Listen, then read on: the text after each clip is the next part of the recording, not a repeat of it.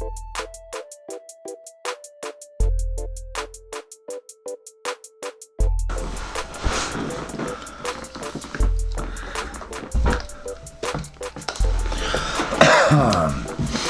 what is good guys, Chris here, welcome back to the channel. And today it's day 10th of isolation here in California.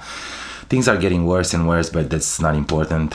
We already passed that, and we're thinking about future, and we're thinking about how to getting rid of this COVID-19 virus called coronavirus.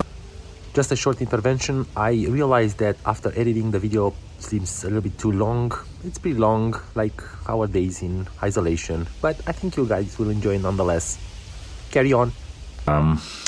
That brings me to the subject of today, which is the fact that I got rid of Sony. Anyone? So guys, I got rid of Sony. Like I said, I made a step forward, in my opinion, because I always wanted to own these beautiful cameras. I switched everything I have, actually traded and swapped for something that I always wanted to have. This is the FUJiFILM X-T3, along with my all-time favorite and the one that I always wanted to own, the FUJiFILM X Pro 2. These two cameras are now my new cameras for everything I'm doing, including business and social media and family and recreational, and everything I'm doing. These cameras will help me do it. I am super happy that I trade my Sony setup for this, because like I said, this is everything that I wanted, and I believe that it needs a little bit of a conversation. So stay with me, and if you didn't subscribe to the channel, go ahead and subscribe. Give these videos a thumbs up if you want to, and if you like them, share them with your friends so we can build this community around this channel. Thank you for subscribing during these hard times, and let's get into it. So first of all, I did a trade. I wanted to sell my cameras and buy the new Fuji X-T4 and the X-T3 just to have a backup, but I realized that I'll probably lose a lot of money doing that, and I'm not pushing you towards doing this kind of stuff that I did. But if you're cautious, and if you are paying attention to what's happening on the internet, you might be able to find someone, a reliable person, to do a trade if you are looking to do that. That's what I did. I went to the FUJiFILM forum, or whatever it's called, group on Facebook, and I was a pretty active member over there, and they're selling and trading their equipment. So I post my Sony equipment. Somebody from Georgia actually messaged me and said, hey, I'm interested in your trade. I have a lot of Fuji equipment. If you want to do the trade, we can. And we start dabbling back and forth with whatever we can trade and make a good deal for both of us. I'm not that kind of person that will try to steal from you or scam you or something like that. So to actually consolidate that, I sent him a picture with my ID, and he sent a picture with his ID and equipment that he had. This happened like 3-4 weeks ago, so nothing to worry about. He wasn't in the isolation when we start doing this. I cleaned that up anyway. I think he did as well. This is the FUJiFILM X Pro 2 along with the 23mm f1.4. This is a great camera. I really enjoy it, and because I didn't ever own one, it actually feels like an old Leica camera, or even a mirrorless one. They're super nice. I love the way they look. I love the way they feel in your hand. I also have a hand grip on it. It's the original hand grip for the X Pro 2 that makes it a little bit more sturdier and more solid in hand, and also improves the grip a little bit more. The other camera that came in the trade, it's the X-T3. This is an amazing camera, and I didn't have much time to play with it and, you know, put it to its paces, but nonetheless, I used to own X-T2, which is actually the camera that throw me into Fujifilm, and the fact that I love these cameras that much, and the fact that I wanted to own one, it's because of the X-T2. I also own the X-T3, which I will probably buy soon, either that or the X100V, because I want to have a backup for street photography. Not that these ones can be used for street photography, they will definitely will, but I want to have something for street photography. As you can tell already, I have the grip on, not because I need it, but because I wanted to have more battery, and because these ones will be meant to shoot on my weddings, and I'm gonna shoot weddings with them. I need more battery. As you know already, the batteries inside these cameras are not amazing. The X-T4 that just came out has a better battery, so I'm thinking about at some point buying that one too. But these ones have a battery that can hold around 350 photos if you're lucky. I didn't test it, like I said, but I will do a full review for you guys, though there's so many on internet, because this camera, it's not new. I'm gonna tell you my opinions, like I always do, my take on this camera, but I love it. It's a great camera. Along with it, it's the 50 to 140 millimeter f2.8, basically the 70 to 200 f2.8 on the full frame. This lens, it's so small, so portable, without the lens hood. This makes it pretty much like a 135 from Sony. It's light, it's super nice. The quality that comes out of it, it's beautiful. I shoot a few wildlife photography in this isolation when we were going out, and I was so impressed at the sharpness and the quality out of this lens. This is one of the lenses that I owned in the past, and I knew exactly what I'm getting into. So yes, these are the X Pro 2 and the X-T2 with the first two lenses. Now the other three lenses that I own, this is the 56 1.2, which is probably the one that I'm gonna use the most in my business, because I love the depth of field.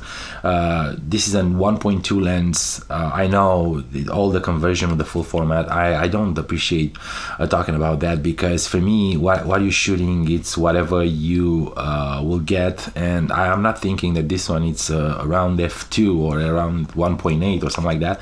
It's a 1.2, and 1.2 will gonna be for me. I love the depth of field and the bokeh that comes out of it. This is a great lens, and I'll probably use the most. I also own the 27 millimeter f2.8 Pancake. This is my street photography lens that I talk about in a video. I review this lens for you guys.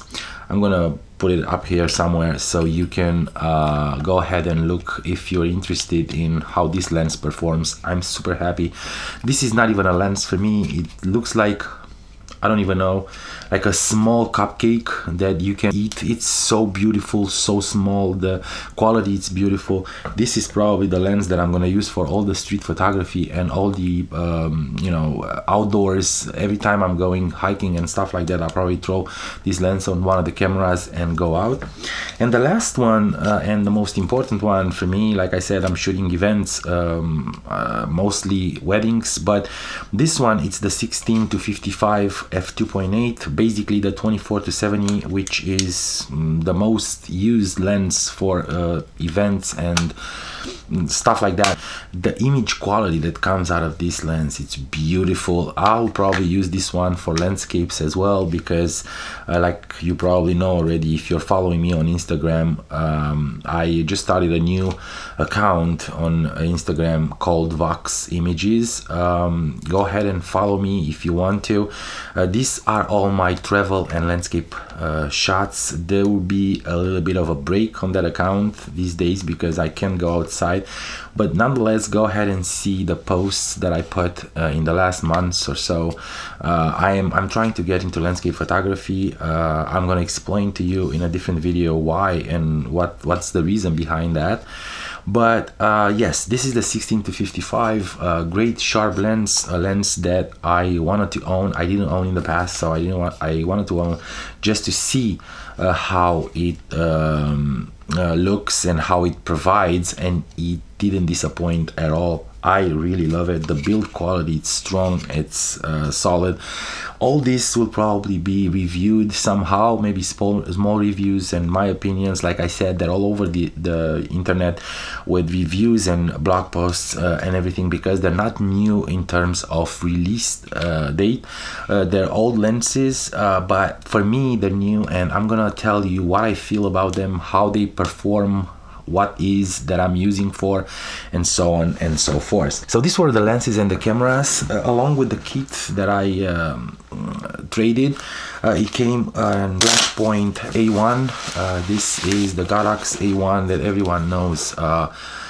I never used one of these, and I use it for a few portraits for my wife's book. I don't like to shamelessly plug this here, but it's my wife and I really appreciate what she's doing, and I know how hard it is and the struggle and everything to publish a book, to write a book and put your thoughts and your heart into it. So I'm gonna tell you, if you wanna go ahead and pre-order the book, it's gonna be released in May. If you wanna go pre-order it, it's a romance book about a beautiful couple that happens in Paris. It's a beautiful story with a lot of action and a lot of events. It's a good read for any wife or girlfriend, or even you if you are into romance.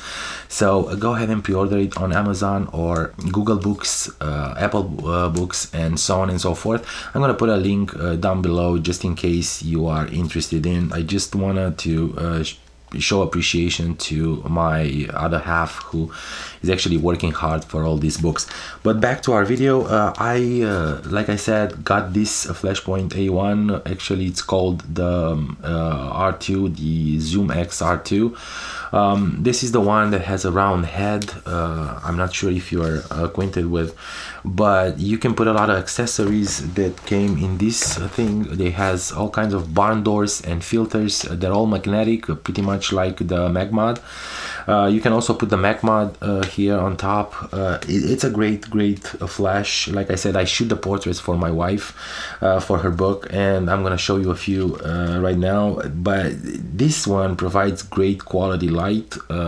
It's beautiful, it works well, and the refresh time, it's pretty good. It's a little bit over 1 second. I really enjoy it. It's gonna be a good addition to my wedding kit. It also came with the Flashpoint, I think it's the R2 Pro for FUJiFILM. This thing is the trigger for all the flashes in the Flashpoint and Godox lineup. I love it. It's I'm not used to this one. I used to use the old one, but I'll probably get used to it in these months because I have plenty of time staying at home. I love the setup. I am super happy that I bought it. I'm super happy that now I'm in the Fuji world, and for all of you here around, I think I have more Fuji lovers than Sony lovers. If I did a mistake, please go ahead and tell me. Put the comments in the box down below and let me know what you're shooting. If you're shooting events, what are your lenses, what should I buy, what should I trade for. I still have the A7 III, so I only traded my A7R3, the 70-200, the 28-75, and the 85 for all this.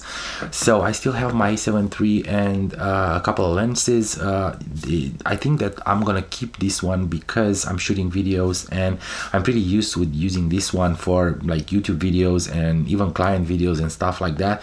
Not that the X-T3 doesn't shoot great video. I love the video that comes out of it because you don't have to grade the video if you're using one of the profiles.